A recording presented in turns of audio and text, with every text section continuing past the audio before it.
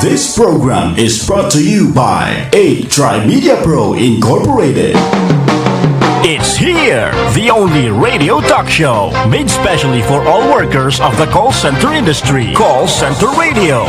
It aims to become a platform for conversation about anything related to the call center industry. We'll have different guests every week to discuss some tips, advices, and share inspiring stories of BPO employees. Call Center Radio. Call Center Radio. Hosted by Mykee, Frank Rizzo, and Tanya Sempron. Every Sunday, 7 to 8 a.m. Only here at DZRJ, 8:10 a.m. A-Tri Media, ang himpilan ng bawat Pilipino. Good morning mga ka-teammates! At tayo po'y magtiteamhaldo na naman sa isang oras ng inspiration, motivation, and empowerment na hatid sa inyo ng inyong mga ka-teammates sa BPO. This is Call Center Radio Season 2.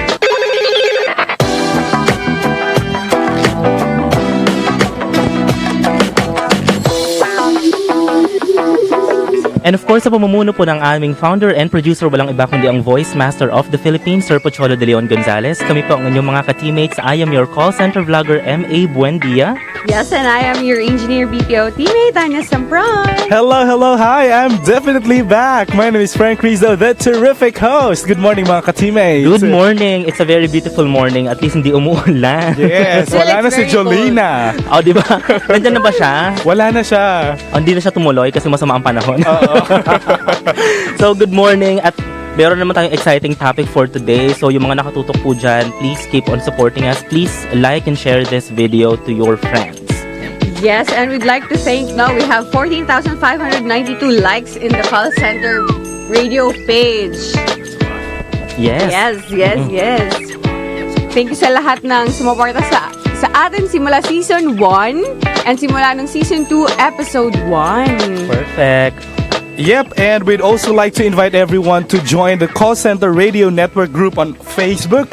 Exclusive member perks include guesting on the radio show, seminars, workshops, meetup sessions, collaboration with the experts in the BPO industry. Just like today, if you have been part of the BPO or Call Center Radio Network, you should have been here, diba? At nagpapasalamat din tayo, of course, sa president ng A-Tri Media na si Ms. Kay Dacer at sa ating program manager na si Sir Nestor Doria.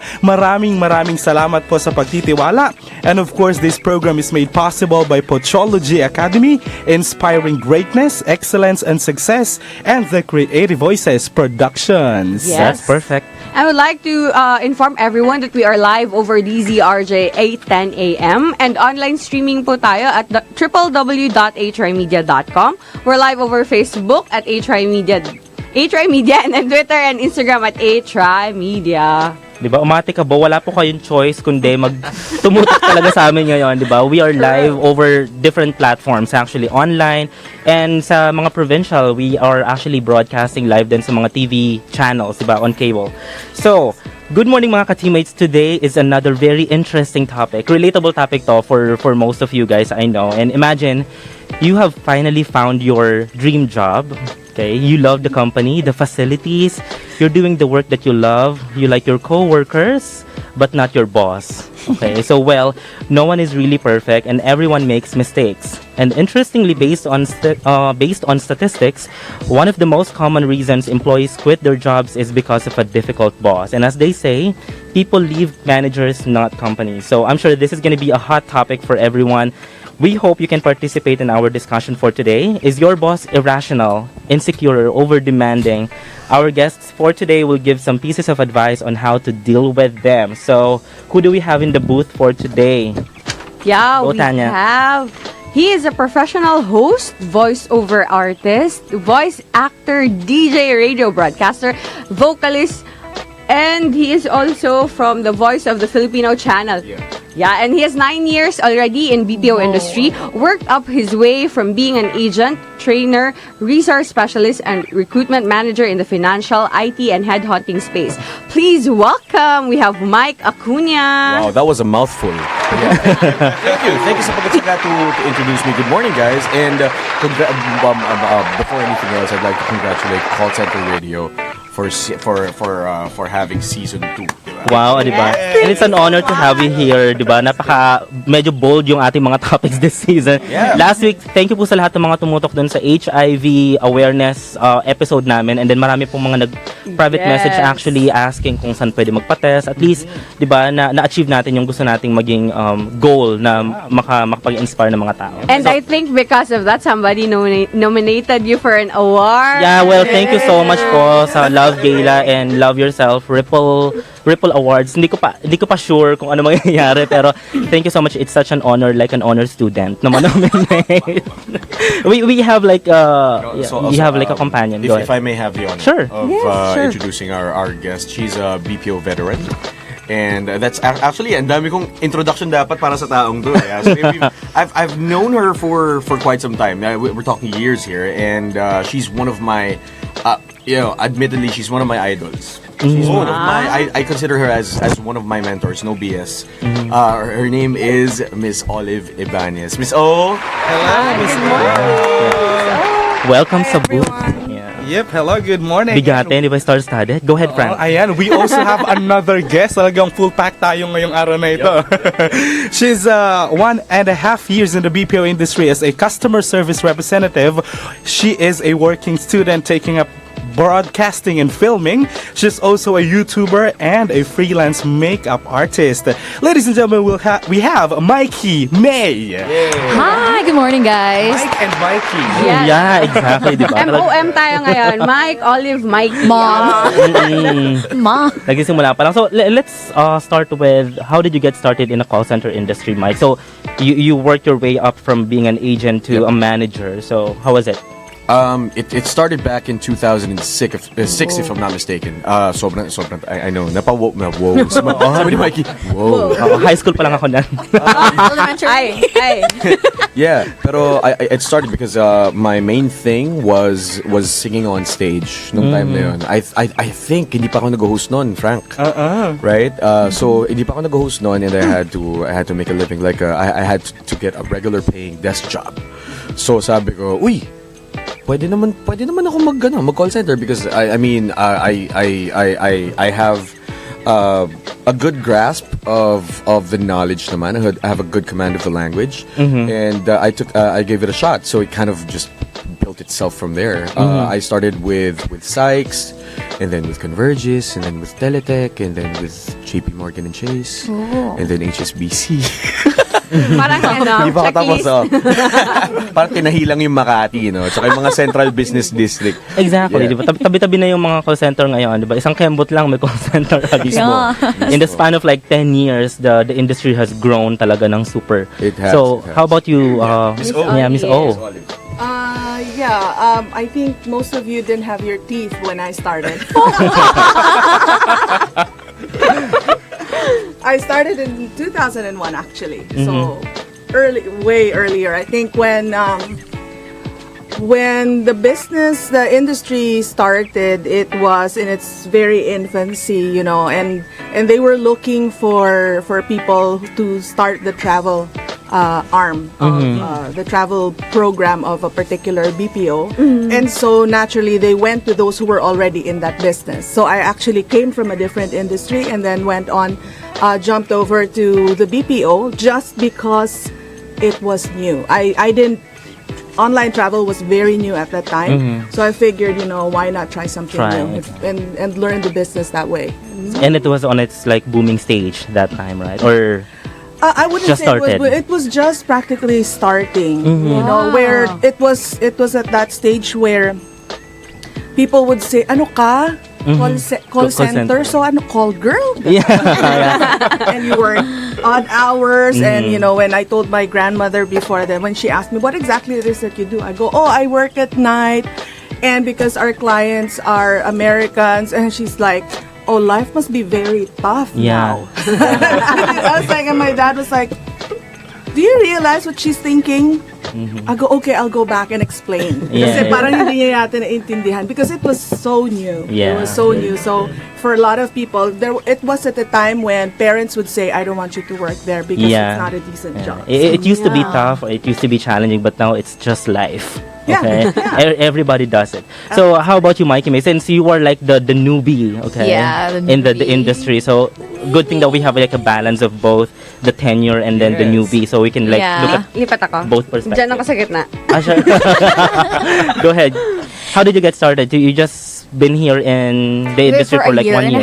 Yeah, for a year and a half. Basically, it started when I stopped schooling because before I used to take business administration, and given the fact that it's my parents who chose my course, so it was really like I was really struggling that time, and I was like, Mom, I'm gonna have to stop. I'm gonna like look for myself. I'm gonna search for myself, and then like I stopped for a year. I was like, what am I gonna do in here in a house? So I decided to join the call center industry, and like the all famous Converges. That's where I started. So I was like, I want to make money, and I also wanted to sustain my YouTube channel because being a vlogger, you need to have lots of resources. Correct. So yeah, and I joined Converges there near Makati. Yeah, near Makati. That's my first ever company. And like I didn't feel very nervous that time. I was like, okay, I'm gonna join. I don't know what I'm signing up for, but okay, here it is. And then like and I was there for only 5 months, unfortunately, because I used to like, oh my god, I used to smoke a lot. and then I had to stop because I have like a hereditary bronchial asthma. So I need to stop. I needed to rest. I rested for like a week or two. And you came back. I came back. Pack, ganon. All right, so before we dig into the topic, we have to make sure what makes a bad boss. O medyo umuiopit tayo this day. I'm not sure kung bakit. Diba, no? English. Napansin mo rin, May? Well, that's the way to do it, diba? If Yeah, somebody asks AOP. you in English, you have to respond in English, or Yeah. that's the basic expectation. So, what makes a bad boss? Let's define what makes a boss difficult. Actually, alam mo, actually yun yung yung tanong sa akin ni Miss Olive. A couple days ago, I posted about this, about your show and having being guests on call center radio, and what makes a bad boss.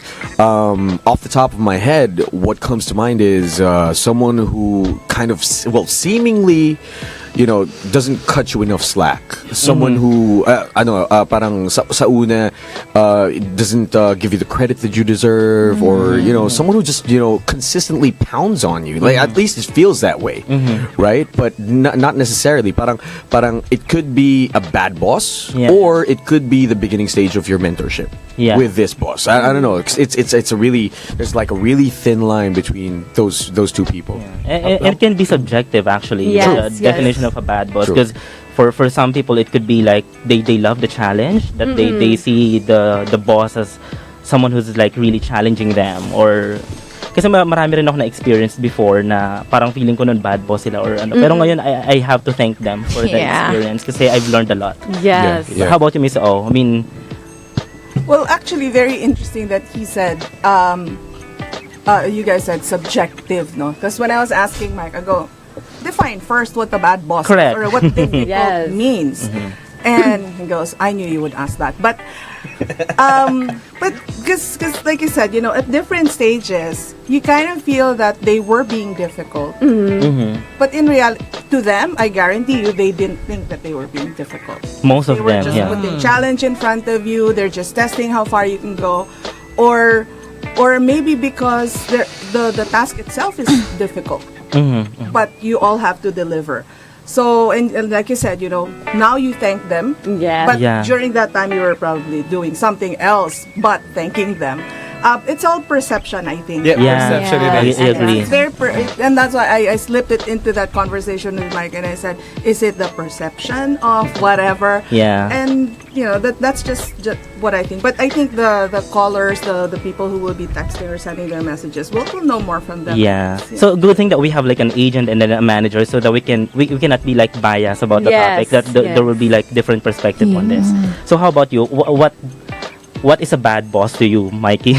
Yeah, for me, like the baby. So I've never experienced much of a bosses, but there are times like in the office they change teams a lot. So for me, because like a boss that's really strict or boss that's really like pushing you hard or being too hard for you or something, I don't think that's a bad boss for me, because they're just doing their job for the stats. For me, a bad boss is like they don't care about you. They don't like update you on what's going on. They just like, okay, you do this, that, Yeah. blah blah blah. And And throw at you the end of under the the day, you bus. don't know that your stats are going down.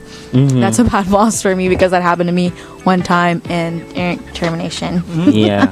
it's a very good thing that she mentioned na parang naglilipatan ng teams kasi doon nagkakaroon ng comparison, and that's when you can say this is a bad boss. Yeah. May comparison eh. Yeah, pero diba, sometimes it's still subjective kasi you can agree with someone na parang, I think siya, good boss siya because she was this kind to me.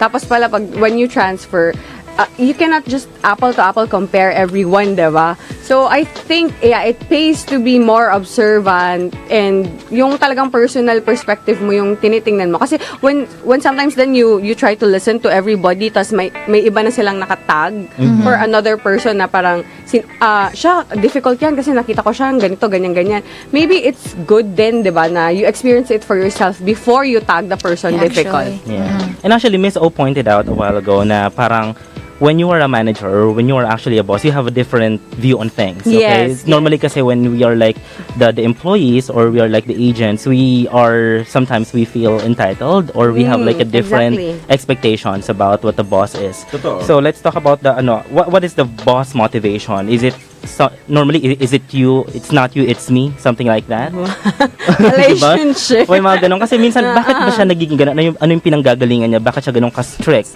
I mean, minsan gusto mo tanongin, were you abused as a child? Bakit ako may mga kasi ako, one company pa lang ako, pero I've been to 7 different projects and a lot of bosses. So, I experienced a lot. I mean, shaking a lot of hands, bowing to a lot of heads, kissing a lot of ass. So you have to experience all of that to survive in the corporate world. It's the reality. That's real.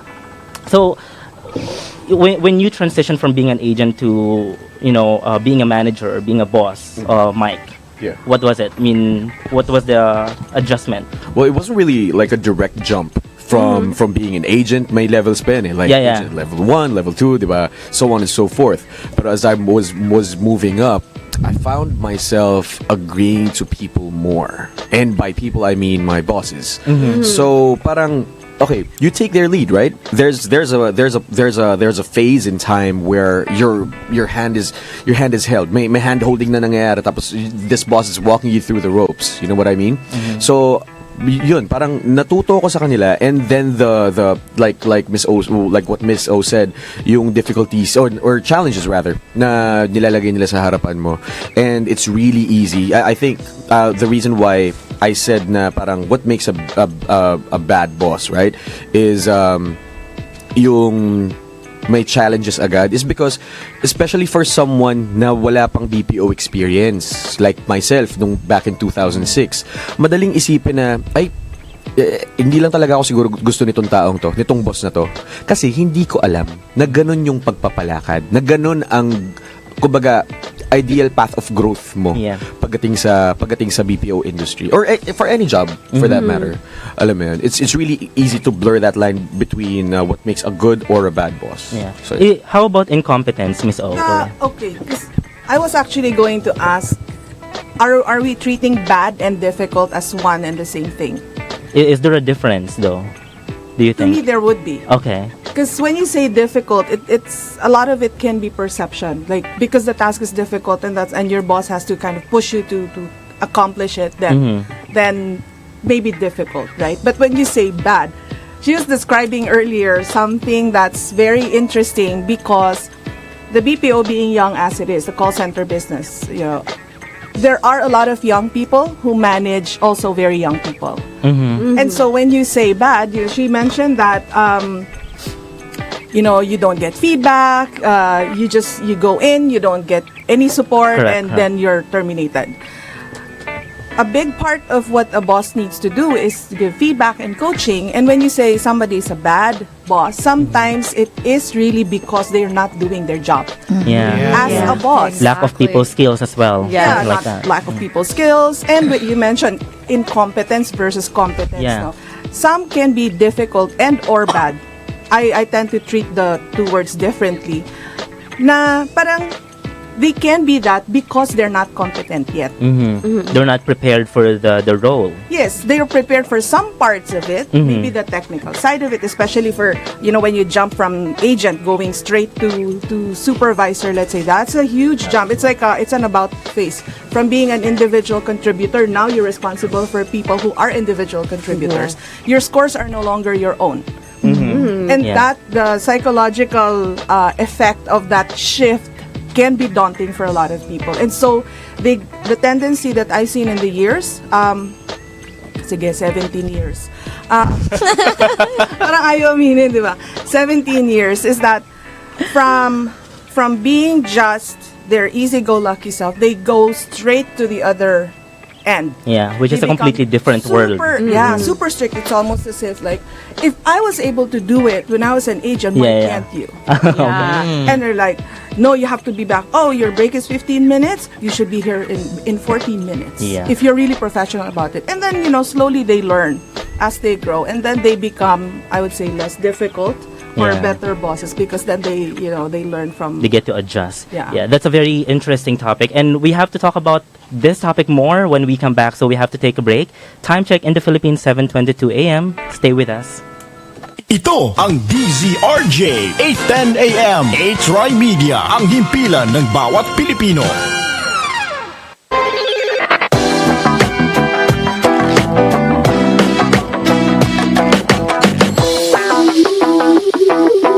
And welcome back to Call Center Radio mga ka-teammates. Pinag-uusapan pa rin po natin how to deal with a difficult boss. Kasama natin sila Mike Acuña, Mykee and Miss O. Puro M, di ba?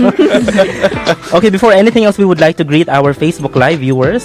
Yeah, we have Kichi Domingo. Sabi niya, full support. Oh, yeah. Full pa kami dito sa studio right now. And then we also have Ayi Lead City. Yehey, naabot ko. And then Jess Buendia. Good morning, Call Center Radio. Good morning. And then we have Marie Bella San Luis. From Converge sa hi. Good morning. Nakakatawa dito, sabi ni Chris Joan Kapulong Robles. Sabi, hi, saw this and watching now. Kaka-out lang from shift. CB gone. CB gone. So ayun, if you are actually watching us on live and kahit pa dun sa rebroadcast, please go ahead and put some comments below. We are reading it live or right after the show, and then you can share this video to your friends, okay? So going back to the topic, pinag-uusapan pa rin po natin how to deal with a difficult boss or what makes a boss bad or difficult. So let's move on to Mykee. Mykee May, how to not let it affect your job or your work? How did you actually handle it? Yeah, for me, in my case, I was like, I don't want to curse. I was like, IDGAF. I was like, IDGAF. Like, okay. I Focus was on, always like that, even in the real world. I wouldn't care what other people may say about me. I'm just gonna do what I need to do, and that's it. Basically, like, I would just go there, log in, take calls, voila. So how was it? Because there's no like a personal relationship. It's just like a professional, and you're just like civil. So do you think it's like healthy for a workplace to have that kind of treatment? I don't think so, really. Sorry, pero Actually, yes. you spend what 9 hours sometimes pagka mabigat yung load. Practically you spend 12 hours a day at work, and to go to a place, I think, where that's the environment where that you have to function in. For the short term, it's okay.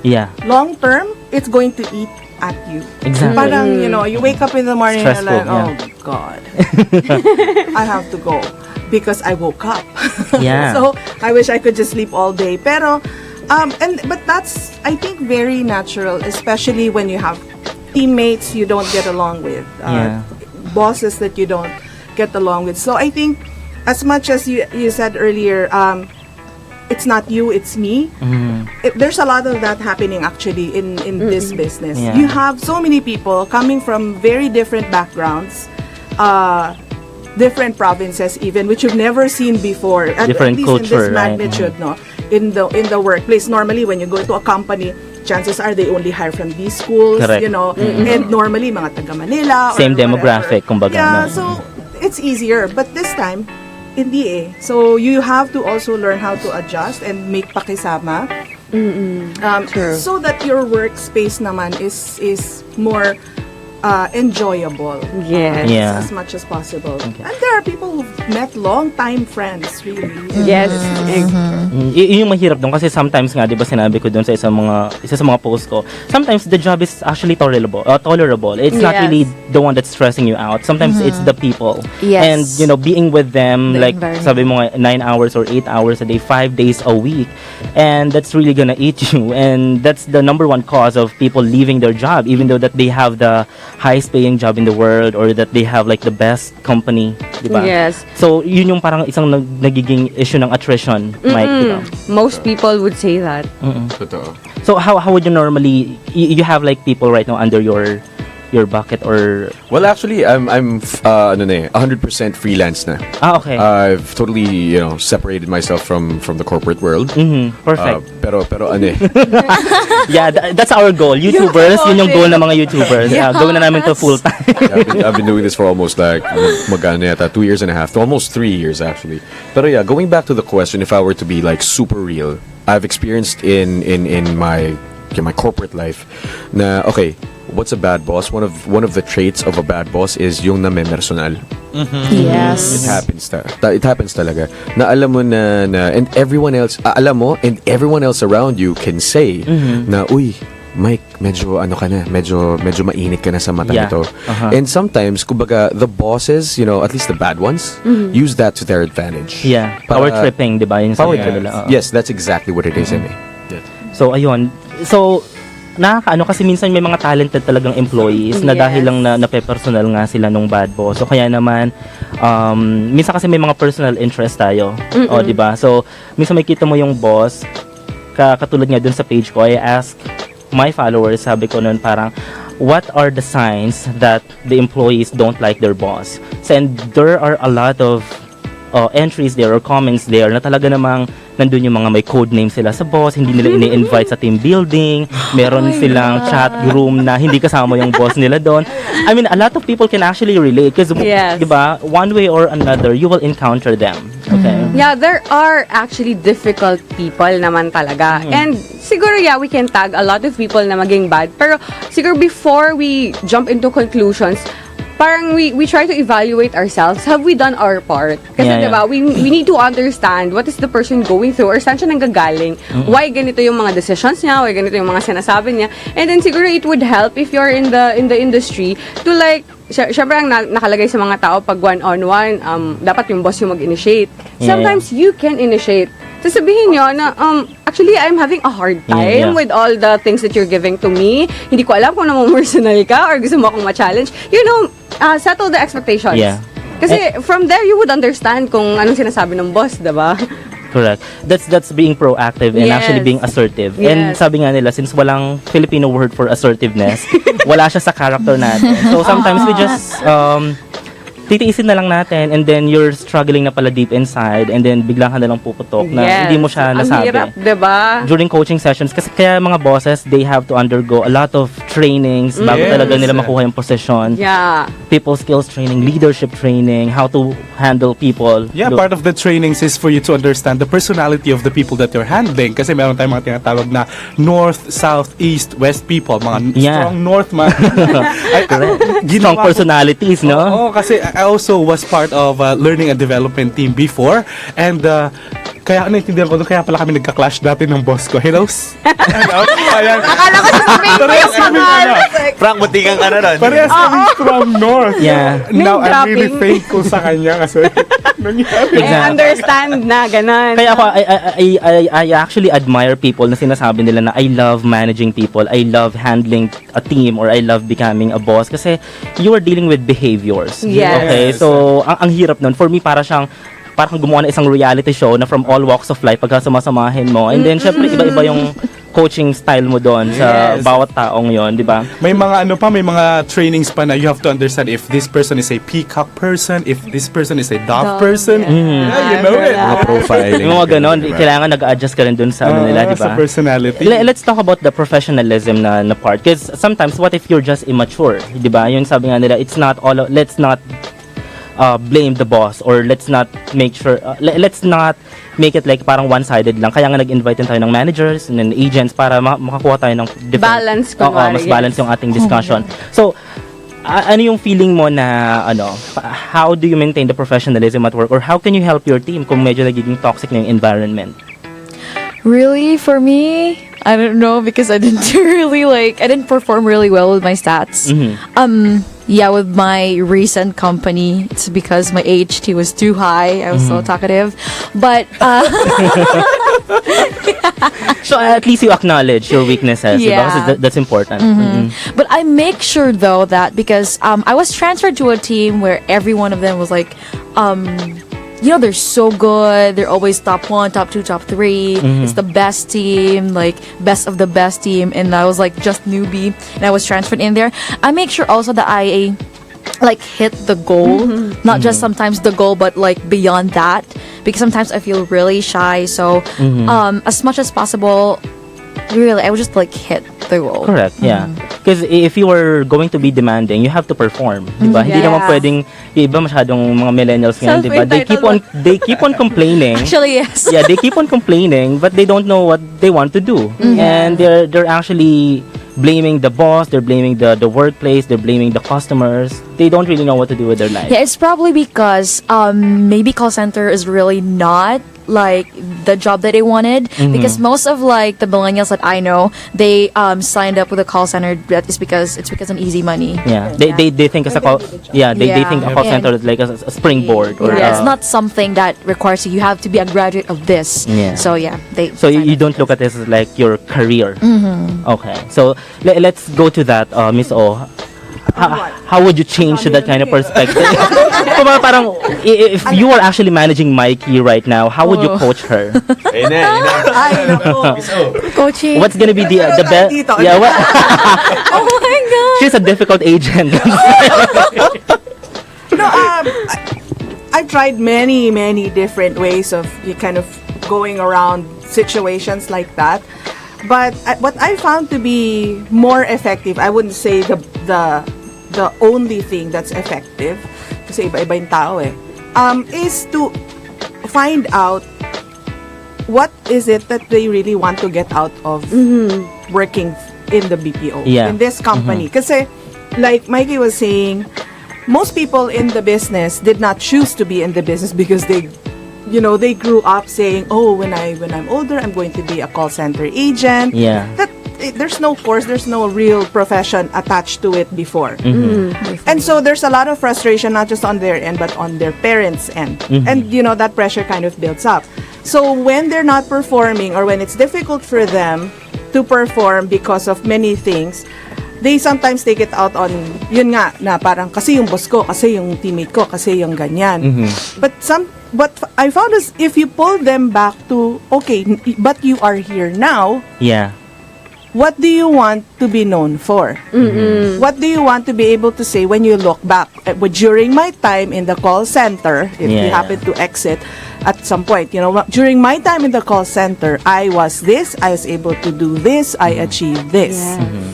And then I asked them, how does that help you where you actually want to go? And there are agents before leaders now that would tell you, I asked them many times, if you're about to die tomorrow, what would you want people to say about you? What's your legacy, no? Yeah, and how does what you're doing now add to that? And when they find that, parang I wanted them to say I'm such a great person, but no, I don't want them to say I'm bratty. I want them to say I'm great, but yeah, I guess I'm bratty now. Yeah. Does that work for everybody? That kind of approach na you're attacking. It's something like personal or emotional coaching. Usually for the younger ones, yes, it does. They're not as cynical as the older ones. I would have to say. Yeah. Okay. Because they go through, the older ones have gone through a lot of experience. They have their own way of thinking of things. But the younger ones, they need attention. not so not so much attention. Not so much attention as it is showing them a different perspective. Yeah. Because their exposure is what? Mommy, daddy, cousins, friends ng high school. Sometimes people graduate from elementary all the way to college, same school. Right? So you have, the thinking is the same all throughout. They don't see another perspective. And so when somebody shows them something else and makes them think, then it makes them stop and say, okay, wait a minute. Does it work all the time? what I found is it works, but not instantaneously all the time.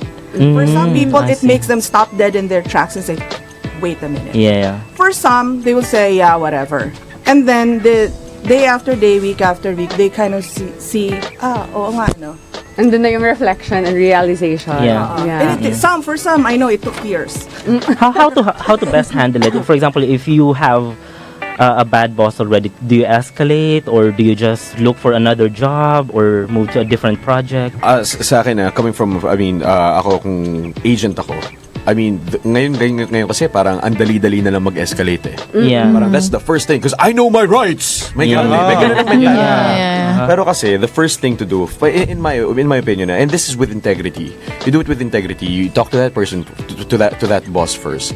Try to do everything you can. I mean, it's on a case case to case basis siya. Yes. So parang if you have that initiative to actually talk to that boss, nang maayos, 'di ba? Bigyan mo din siya ng chance, 'di ba? Yes. I think that's really important. So, yes, Frank. May mga open forums na nagaganap, di ba? Yes. FGD, di ba? Yeah, Yung mga coaching something. sessions, you just have to be open to each other, I believe. Yeah. Unless your boss is like narcissistic. Yeah. How would you deal with that? Na parang he just doesn't take feedback well or parang yun na nga baka personalin ka lang. Marami yun. 'Di ba? Oh, Marami yun. And how to get away with it? No, I think we just have to learn how to roll with it. Because, like I said, the business, you have bosses here. How old was your last boss? I don't know. 40s or 30s or Like let's say 40. 40, yeah. There are some that are 40s, there are some that are mid-20s, others not 20 because they start Yeah. 18, right? They start 18, so by 20 they're supervisor. correct. Yep. Aminan tayo. Given the growth in the industry na ganun kabilis, diba? As long as you give Yeah, them the true, numbers. true. Yeah. What's your level of maturity at 20 versus 40? I agree. Siyempre, iba talaga. I mean, your exposure alone, the depth and breadth of your experience is not as big, as deep as, older people. And so, chances are, where are you going to get The your wisdom, ideas, diba? Just from your experience. And limited siya. So, we cannot expect that a 20-year-old will be as mature as maybe a 50, 60-year-old. That's not fair. So what you're saying is you adjust to your boss or Everybody needs to give everyone a chance. A chance. I think, Yes. just like Mike was saying, no, just talk to that person. Sometimes talking to that boss yeah. makes that person realize na, oh, I'm being mean. Yes. Sometimes they don't see it naman din kasi. Because that's your kind of They don't natural realize it. mode. Yeah. When I was in the BPO, in the early days pala, I'm still in the BPO. Sorry, boss. But in the early days, there was one time when I was in the elevator and new agents were saying, oh my God, I heard that I got assigned to the witch. And they were like, huh, ikaw din? So may code name na kayo. But I knew, I was like, ako yan. Yeah. And then they said, yung O daw. I was like, Oh my I was laughing inside. Yeah. Because he said there's a code name. Yeah, I knew my yeah. code name I was know. witches. Actually, I was laughing because they thought I didn't know. Yeah. But and the reason for that was because that's really how I'm not a real witch totoo, but I can be tough. Yeah. Tough. Tough, and I can be very straightforward, and so it doesn't sit well with a lot of people. But then you learn, na yeah. just doing things the way you want to do it does not always work. And so you kind of know how to flip Correct. and adjust. And yun nga, wala namang perfect boss, di ba? Okay, so ba, Just everyone like walang makes perfect na direct report. yeah, correct, walang perfect na employee. So, yung sinasabi nyo nga kanina, give them a chance, Yes. talk to them. Normally, it's just like a matter of like setting expectations. So, ito kasi yung baka masyado akong power tripper sa'yo or masyado akong strong yung personality ko as a boss. But, let's meet halfway, di ba? True.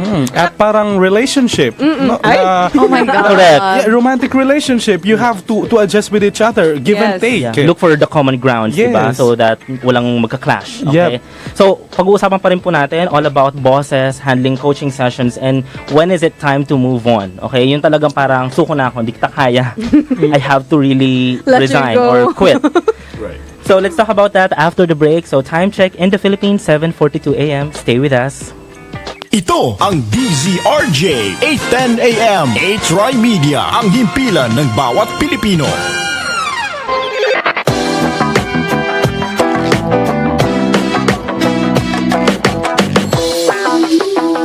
Welcome back to Call Center Radio mga ka-teammates. Pinag-uusapan pa rin po natin ang topic na hot, how to deal with a difficult or a bad boss. So kasama pa rin po natin in the booth, Mike Acuña, Mykee May, and Miss O. So before that, we have to greet yung mga bago sa ating Facebook Live viewers ngayon. We have Marie Bella San Luis. Time to move on is when you and your boss are no longer benefiting from the relationship and coaching sessions no longer work. And if you no longer see that your boss can guide you to grow as an employee. We have also Anna David. Yep. Hello, Anna. From Singapore, diba? Yeah. Hello, girl. She's saying that bosses need feedback too. Correct. Yes. Everybody needs feedback. Yes, So, actually, wala siyang level na tinitingnan. alright, so, Ay, go ahead. sorry, pahabol lang. Mr. Pocholo Gonzalez is listening in to us, the voice master of the Philippines. Yes. Hi, Sir Choi.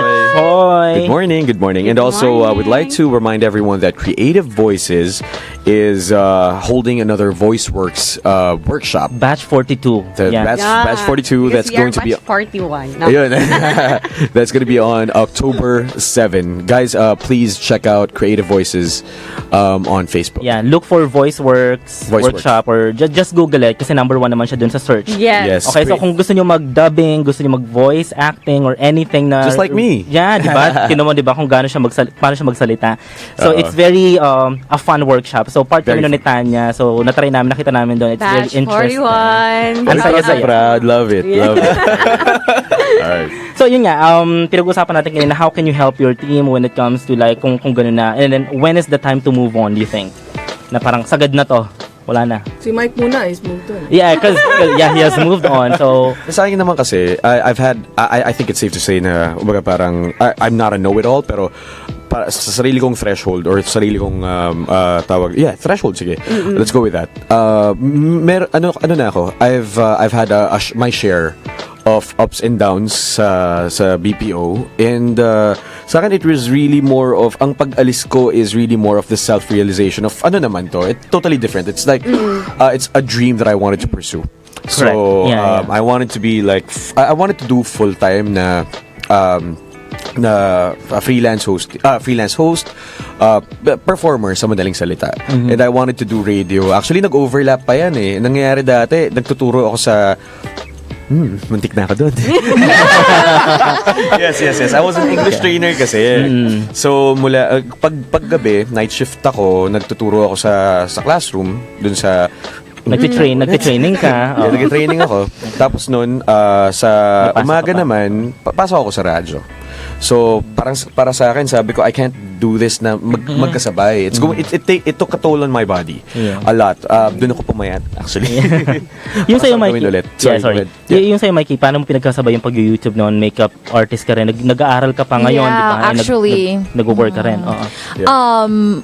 I had to fix my schedule at school. In fact, I'm actually full load. I have 29 units. Oh my God. And I go to work, and I'm a freelance makeup artist. I have an event on the 31st, and I do YouTube all at the same time. And I only sleep for like 2 to 3 hours a day, sometimes 0. Yeah. Yeah, because for me, if you really want to achieve something, then work for it. Correct. But like also take care of your health. Yes, So I please drink do a lot not. of vitamin C, like water. Water is very healthy actually.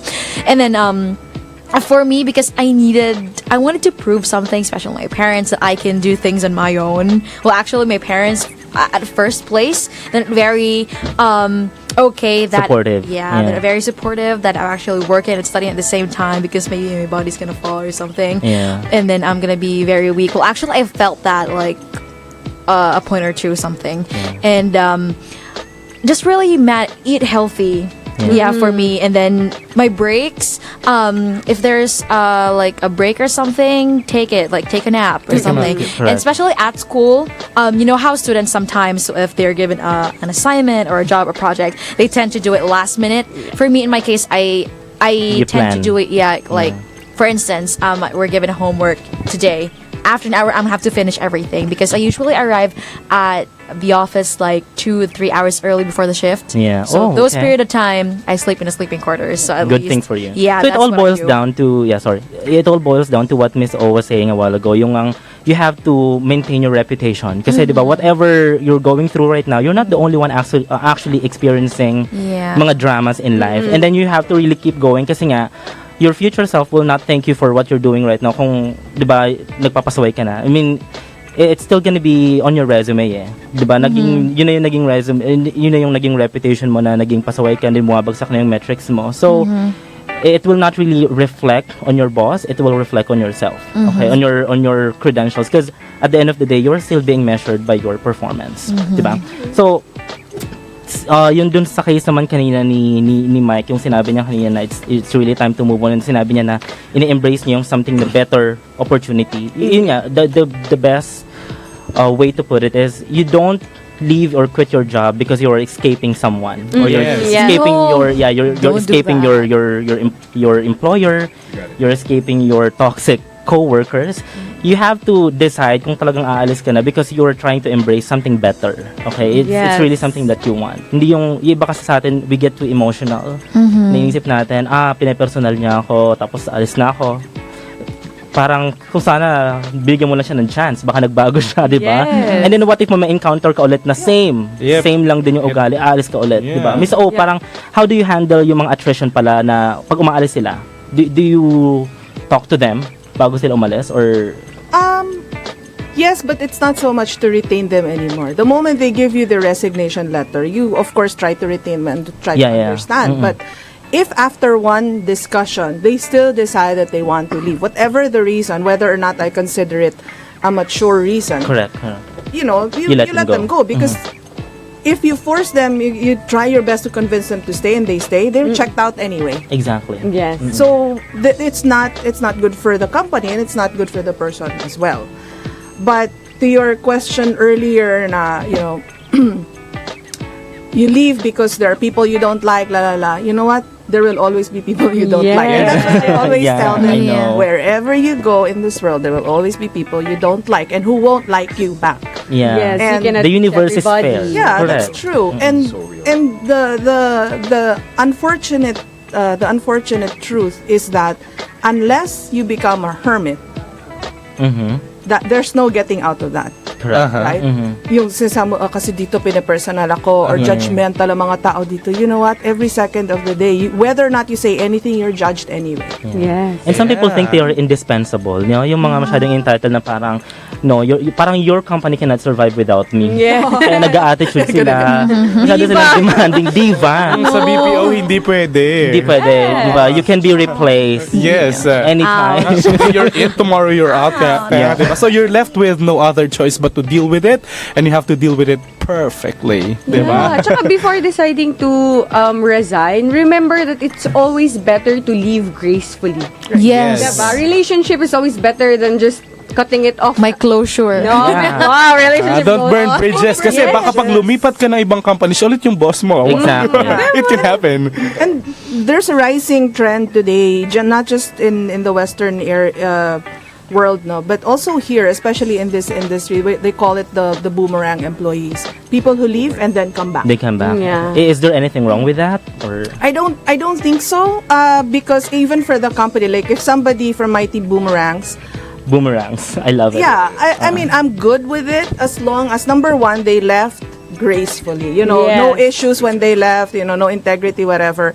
And second, I know that when they come back, they have no issues also from the other side, and that's beneficial to me as a boss because when they left, they were probably at this level, but when they got exposed to another organization, I'm sure they would have learned something different Yes. there. Which They the became person more is going to mature. bring back, right? Yeah. More Correct. appreciation of the company. More appreciation of the Yes. company and also learning something from that company. And so with that whole boomerang thing happening, and it's going to increase, I believe. It makes it all the more important that when you leave a company, you leave with a good Reputation, impression. yes. Correct. Diba? You leave on a good note. Yes. You don't. I think the worst is when you leave and then right the day after you leave, you start bad mouthing everybody. Yeah, I know. Bad mouthing everybody. Poaching everybody. Yeah, Yes, especially that's doing it on sad. social media. Never ever do that, guys. Please. Yeah. You're only hurting yourself. Okay? Yeah, and then tsaka it's a reflection of you, not of exactly them. what Susie says of Sally Not your says of boss. Susie. Yes. than of Sally. Tama ba? I think that's something a lot of people don't understand, that your performance, no matter what you say, will never be, in the long term, will never be attributed to your boss. Nobody's going to say, Correct. she had bad performance here, pero I think her boss at the time was this and that. Correct. That True. never happens. It's gonna be on you. It's always you. It's always you. Okay. So siguro last na lang, no. So what can you advise our to our listeners right now who are actually going through the same thing right now? I mean, contemplating resigning or probably feeling toxic na sa boss nila. Give yourself enough chances. I can't say if it's one chance or 3 chances or 17 chances, but as soon as you feel like you're going against yourself, like your own integrity, pagdating sa sarili mo, like if you're not happy anymore, You're losing who you are. Yeah. Yes, exactly, MA. When you're losing who you are, then that's the time to cut the cord and move on to something else. It's a big world out there. It's a big world out there. I'm not saying na kumbaga ganun kadali yun para sa lahat. Of course, it's not. Pero once you muster or gather enough strength in yourself to actually move on and you feel like it's the right time, then by all means go ahead. Correct. Yun lang yun. How about you, Miss O? Sorry.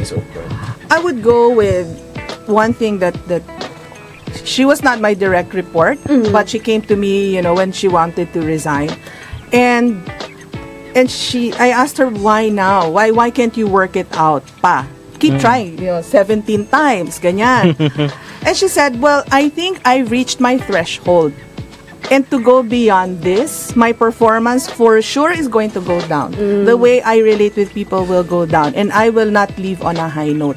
Let me leave when the leaving is good.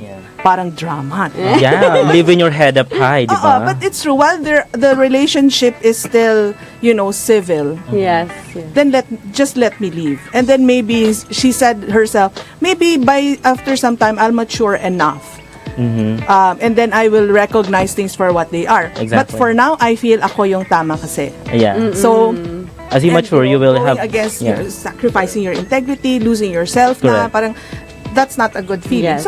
So then leave, but leave the right way. Yes. Yeah. Yes. And as you look back, diba, you can see how you matured, and then you can see you will have different True. perspective on things na kasi when that happens, diba? And then BPO is a very small industry pa. I mean, people go, people come, people go, people come back. Diba? So make sure not to burn bridges kasi Yes, there's a exactly. chance na babalik ka at babalik or makakasalamuha mo ulit sila. So di ba, napaka-awkward, no? Na minsan yung in-unfollow mo na, blinak mo sa Facebook, tapos makakasama mo siya sa kita mo, gathering. And then, di ba, how would you deal with that? How about you, Mykee? You know that famous Nike saying? Just do it. No, just kidding. No. No, for me, really, in my experience, if it doesn't make you feel happy anymore, that's basically it, just like what Mike said. Because if you're working na hindi mo na siya feel, parusa siya eh. So, pag yun yung nangyari, your stats will go down. Everything will go down, basically, like Correct. really low if you're not enjoying whatever you're doing.